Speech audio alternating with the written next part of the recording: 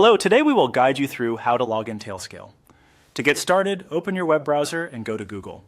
This is the quickest way to find the official Tailscale website if you do not already have the address saved or bookmarked. Once the Google homepage loads, click into the search bar and type Tailscale. After entering the search term, run the search so the results page appears. On the search results page, look for the official Tailscale result. The listing may appear as Tailscale Secure Connectivity for AI, IoT, and multi-cloud. Be sure to select the official website so you are taken to the correct login page. This is an important habit anytime you are signing into an online service because it helps you avoid unofficial or misleading links. After the Tailscale homepage opens, move your attention to the top right area of the page. There, you should see the login option. Click on Login to continue. This will take you to the Tailscale sign-in page where you can choose how you want to access your account.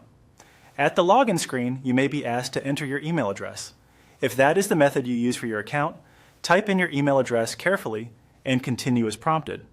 Make sure there are no typing mistakes, since even a small error can prevent you from signing in successfully.